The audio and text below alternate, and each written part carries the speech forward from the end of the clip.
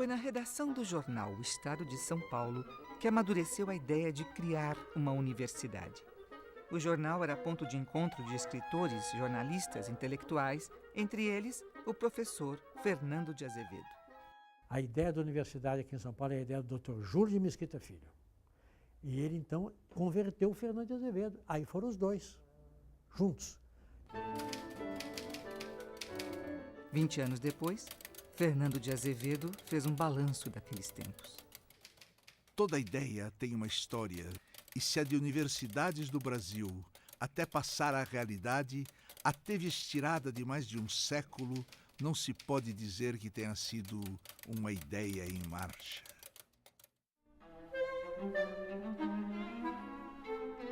Foi uma marcha a passos lentos. O ensino superior entrou tarde no Brasil. Quando a primeira universidade foi fundada no Rio de Janeiro, já existiam 26 na América do Sul e 76 no Norte. Durante muito tempo se disse que nós não tínhamos universidade porque éramos colônia de Portugal e Portugal não permitia.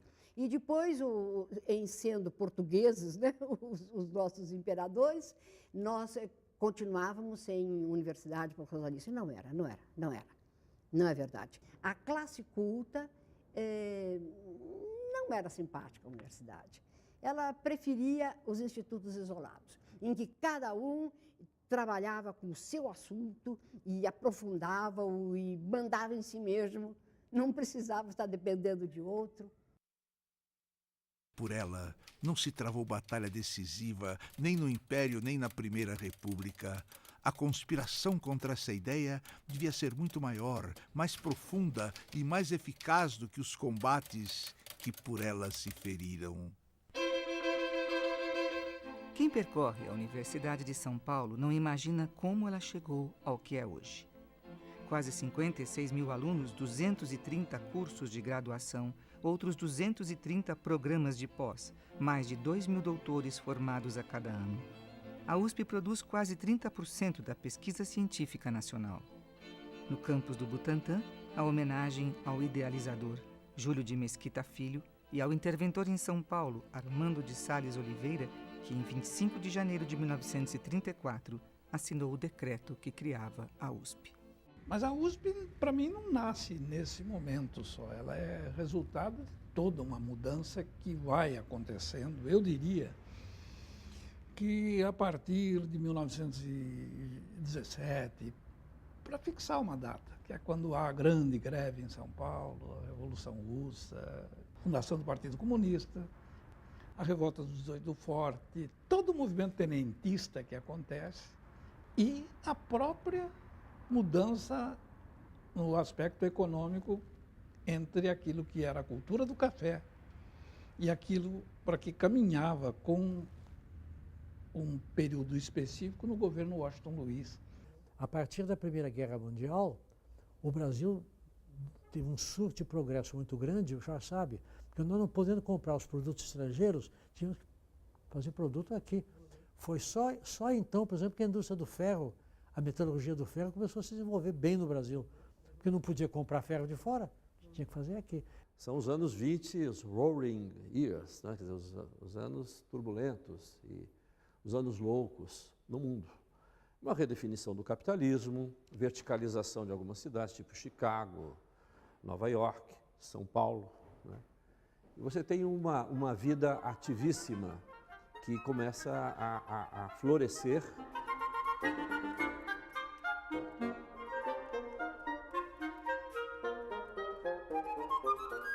No Teatro Municipal, artistas e escritores escandalizavam os acadêmicos com a Semana de Arte Moderna em 22.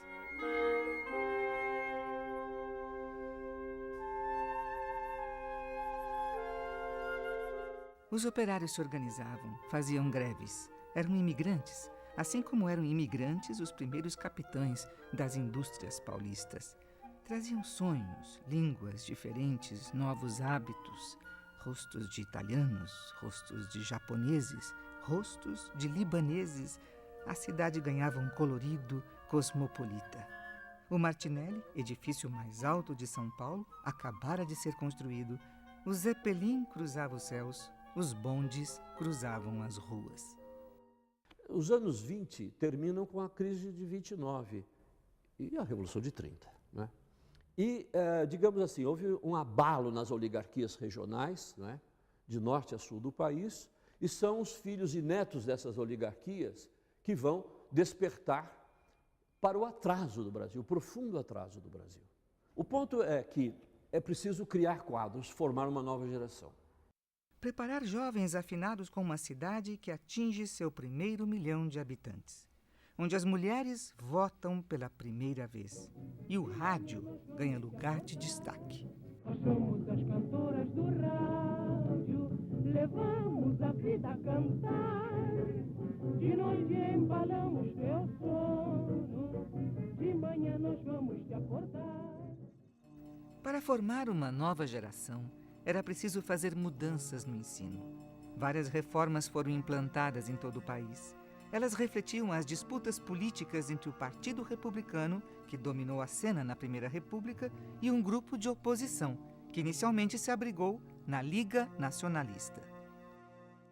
Como o termo diz, nacionalista, preocupação com a educação em português, alfabetizar os brasileiros em português e os imigrantes em português. Havia uma preocupação de que os brasileiros estavam perdendo a corrida, a competição para os estrangeiros, que os estrangeiros estavam mais bem preparados do que o Brasil. Então, é uma reação de defesa nacionalista. Eram simpatizantes da Liga Nacionalista, intelectuais e educadores, que defendiam uma nova escola. A escola nova seria deslocar a educação do conceito humanístico tradicional e estabelecer o que eles chamavam novo humanismo, que era um dos cavalos de batalha no Fernando de Azevedo. Eles queriam ajustar a educação ao espírito científico moderno. Fernando de Azevedo era considerado um dos pilares da nova escola nova no Brasil, não é? E com uma coisa muito importante, que era a visão democrática. A escola deve ser gratuita e universal. Todos têm que ter acesso à escola e tem que haver o mesmo ensino para todo mundo, não é diferença de classe. Tem que dar um sentido de igualdade. Criar uma universidade era um dos objetivos desses educadores. A ideia está em A Crise Nacional, de Júlio de Mesquita Filho, publicado no jornal O Estado de São Paulo em novembro de 1925. Diz o artigo que o Partido Republicano não representa as novas forças econômicas e as classes emergentes, urbanas e educadas. Há um divórcio entre a elite cultural, refugiada nas carreiras liberais, e a política. No artigo, Júlio de Mesquita Filho diz que a elite voltará a se ocupar da política se o voto for secreto, a fim de evitar fraudes. Outra condição importante seria fornecer ensino superior de boa qualidade para formar novas elites locais. No ano seguinte, em 1926, Júlio de Mesquita Filho pede a Fernando de Azevedo que prepare um inquérito sobre educação. Fernando explica. Era preciso proceder a uma larga sondagem em debate público e preparar a opinião, ainda totalmente desinteressada do problema universitário. Professores Reinaldo Porchat, Teodoro Ramos e Raul Briquet. Cientista Arthur Neiva, todos adeptos das novas teorias sobre educação. No inquérito, eles apontam para a necessidade de criar um ensino superior diferente dos cursos universitários que já existiam no Brasil, cujo objetivo era formar profissionais engenheiros, médicos, advogados. Em 1931, o Estatuto das Universidades Brasileiras, elaborado pelo ministro da Educação Francisco Campos, é decretado por Getúlio Vargas. Os educadores comemoram. A ideia da universidade, como a entendemos, revestiu significado profundo, tomou corpo e forma e abriu perspectivas à organização do verdadeiro ensino universitário. E esse estatuto fez, pela primeira vez, aquilo que se pode chamar de uma estruturação da universidade no Brasil. Então, esta foi a sua grande importância. Pela primeira vez se discutiu quais eram os requisitos e quais seriam os objetivos da fundação de uma universidade. Animados pelos ventos da mudança, os educadores lançam o Manifesto dos Pioneiros da Educação Nova. Esse manifesto vai traçar algumas das grandes linhas de pensamento que esse grupo vai estar defendendo. Então, a ideia de uma escola única, de uma escola laica, de uma escola obrigatória, em que o Estado tem o dever de oferecer essa educação para a população como um todo, e de uma integração entre os vários níveis de educação. A ideia de única aí, ela é uma ideia de única horizontal e vertical. Então, única, todas as pessoas, todas as crianças, todos os adolescentes passariam por uma escola que teria o mesmo formato, em termos gerais, e única porque permitiria que todos também pudessem sair do nível primário e chegar ao nível superior em função do seu mérito. O manifesto provoca o maior movimento que se registrou no país de renovação e expansão do pensamento educacional brasileiro.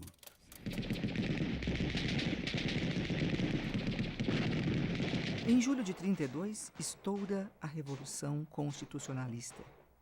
3 meses de luta. Os paulistas querem derrubar o governo provisório de Getúlio Vargas, mas o esperado apoio de Minas e Rio Grande do Sul não chega.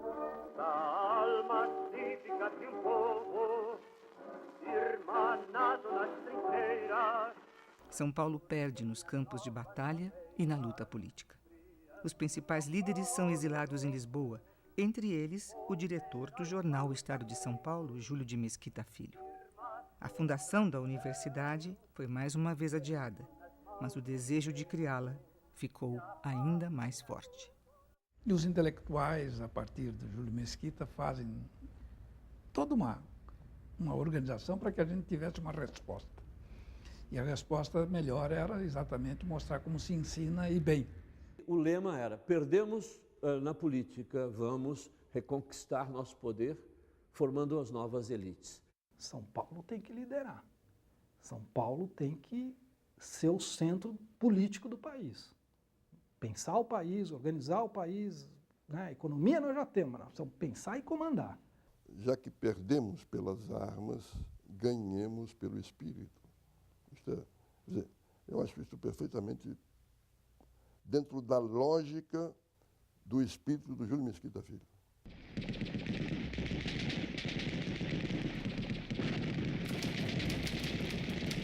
Ainda sob a impressão dolorosa desses acontecimentos que abalaram o país, partia para o Rio de Janeiro em meados de dezembro para tomar parte como delegado de São Paulo na 5ª Conferência Nacional de Educação. As conferências nacionais, né, as Conferências Nacionais de Educação, elas são promovidas pela ABE, que é a Associação Brasileira de Educação. Então, a ideia é a seguinte: eles lançam os temas da conferência, são vários temas, e os professores escrevem teses e propõem. Essas teses eram apresentadas em plenário, havia um relator que fazia, então, o relato da discussão, e depois elas iam para uma plenária em que elas eram votadas. E essas teses, então, se constituíam em algumas linhas de atuação da própria associação. Pela primeira vez, você tem um conjunto de questões sobre a questão universitária. Embora elas não fossem conferências sobre a universidade, mas eram sobre a educação. Mas acontece que havia muitos partidários da universidade ali. A universidade deveria ter as funções de elaborar ou criar a ciência pela pesquisa, de transmiti-la pelo ensino de alto nível e de divulgá-la por toda espécie de meios. A ideia deles era também a seguinte, uma ideia muito aristocrática e muito paulista, do Júlio Mesquita Filho. São Paulo é o estado mais rico e mais importante do Brasil. São Paulo é, naturalmente, o guia do Brasil. Portanto, a responsabilidade de São Paulo em relação ao Brasil é muito grande. Então, nós temos que criar em São Paulo centros de estudo, de aperfeiçoamento e de preparação para formar quadros para todo o Brasil. Assim, de certa maneira, São Paulo civilizará o Brasil que precisar de civilização. Havia um pouco essa ideia paulista, um pouco arrogante, aristocrática de um lado e extremamente patriótica de outro.